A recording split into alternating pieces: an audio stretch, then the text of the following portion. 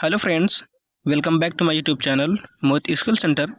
Friends, आज हम बात करने वाले हैं एमए फर्स्ट सेमेस्टर हिस्ट्री के बारे में, जिसका नाम है a political history of India, जिसको हिंदी में बोलते हैं भारत का राजनीतिक इतिहास।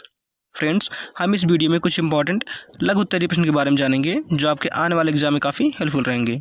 तो फ्रेंड्स, वीडियो को लास्ट तक बने रहें।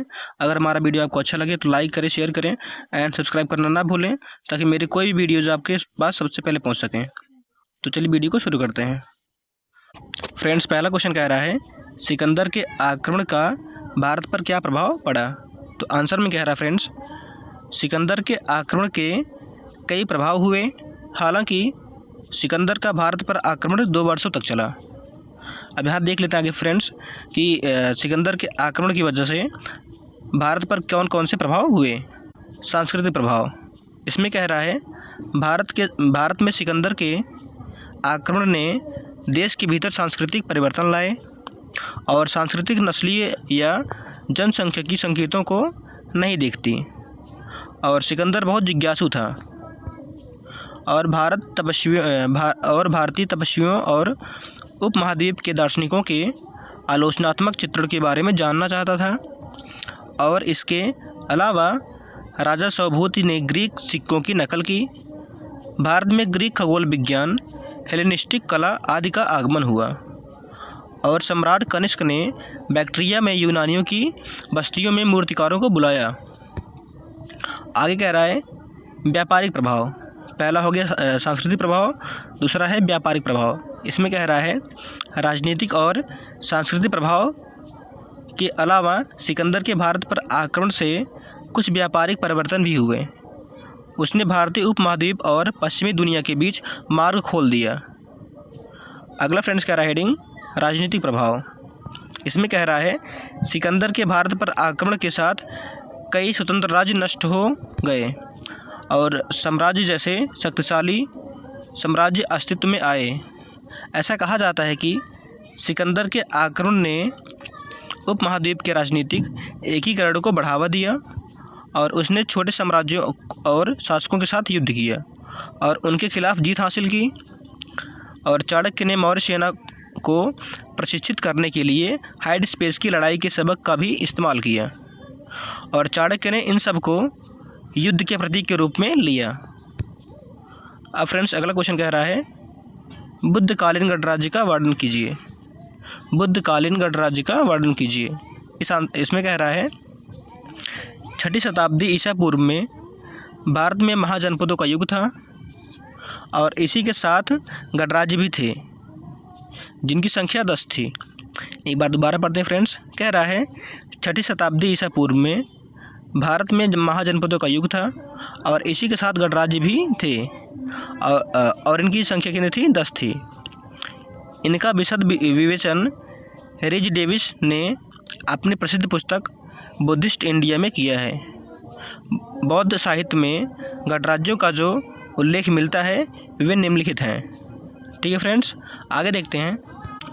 पहला है कपिलवस्तु के शाक्य।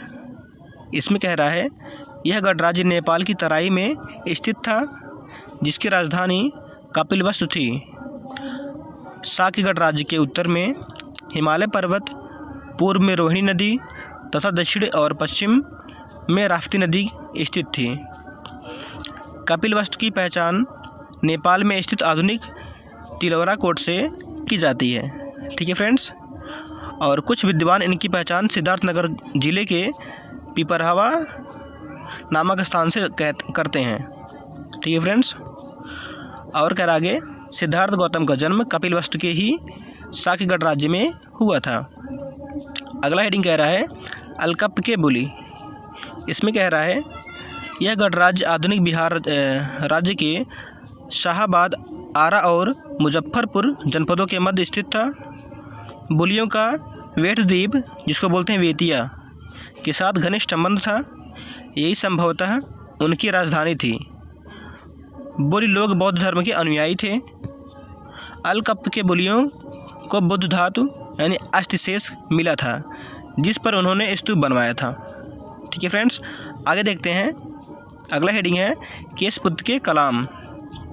इसमें कह रहा है यह भी छोटा सा एक स्वतंत्र राज्य था। इसकी राजधानी केशपुत्र पांचलक कैसिनो से की गई है। गौतम बुद्ध के उपाध्याय आचार्य अलार कलाम का संबंध भी इन्हीं कलामों से था।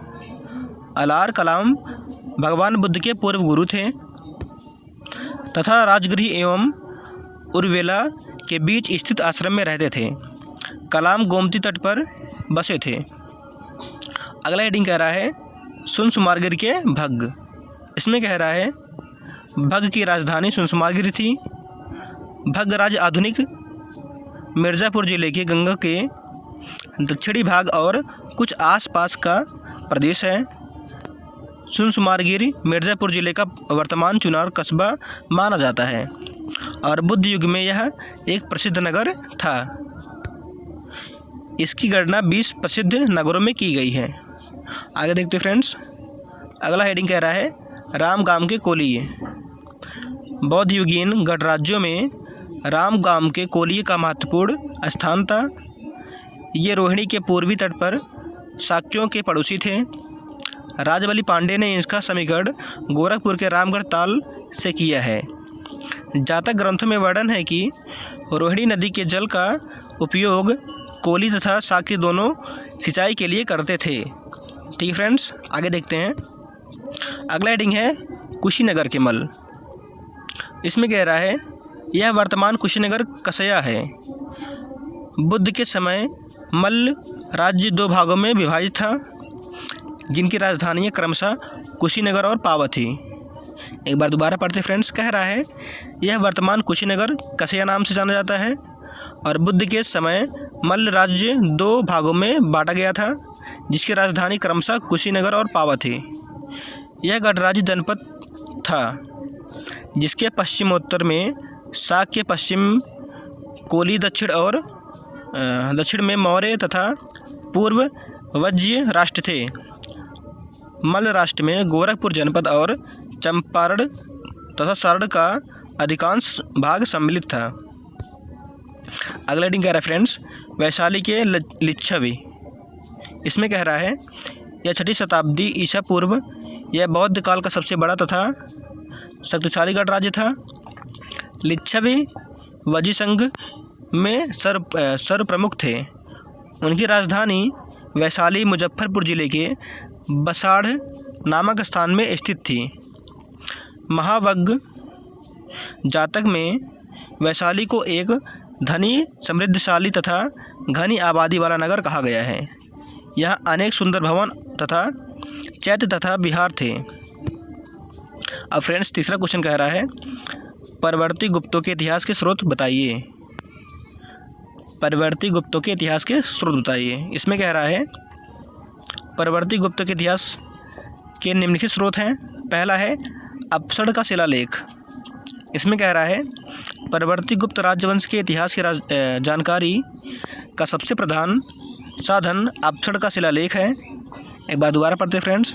कह रहा है परवर्ती गुप्त राजवंश के इतिहास की जानकारी का सबसे प्रधान साधन अपसड़ का शिलालेख है। इस शिलालेख में उत्तर गुप्त नरेश कृष्णगुप्त के समय से लेकर 8वें नरेश आदित्य सेन के काल तक की घटनाओं का रोचक विवरण उपलब्ध होता है। यदि यह प्राप्त न होता तो इस राजवंश के विषय में हम लोगों का ज्ञान अधूरा रह जाता।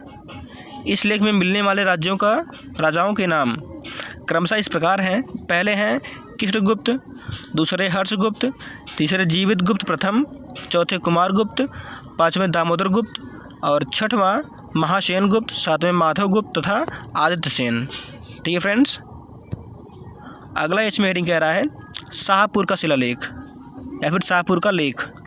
इसमें कह रहा है यह लेख पटना जिले में स्थित शाहपुर नामक ग्राम में उपलब्ध हुआ है। इसकी तिथि हर्ष संवतः 66 से 672 है। यह लेख उत्तर नरेश आदित्य सेन के समय हुआ या फिर कराया गया था। इस लेख में परवर्ती गुप्तों की तिथि निर्धारण में सहायता मिलती है। ठीक है फ्रेंड्स। अगर इसमें हेडिंग हो गया है मंदर का लेख, इसको आगे पढ़ते हैं फ्रेंड्स। इस नरेश का शासनकाल की घटनाओं से पुनर्निर्माण यह लेख उपयोगी सिद्ध हुआ है। अब इसमें अगला हेडिंग फ्रेंड्स है तीसरा, मंदर का लेख, जो भी पीछे छूट गया था। इसमें कह रहा है बिहार प्रांत के भागलपुर जिले में स्थित मंदर से आदित्य सेन के समय का यह अभिलेख प्राप्त हुआ है। इस नरेश के शासनकाल की घटनाओं के पुनर्निर्माण में यह लेख उपयोगी सिद्ध हुआ है। और चौथा हेडिंग कह रहा है मंगराव का अभिलेख। इसमें कह रहा है इस लेख का रचयिता देवदत्त नामक व्यक्ति था।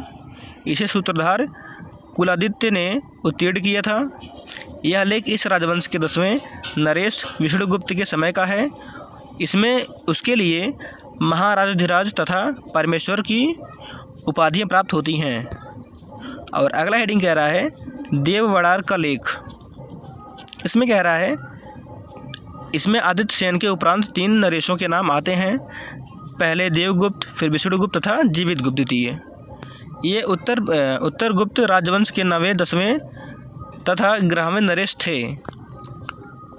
इसमें देवगुप्त के पहले के 2 नरेशों के नाम आते हैं, पहले माधवगुप्त, दूसरा आदित्य सेन।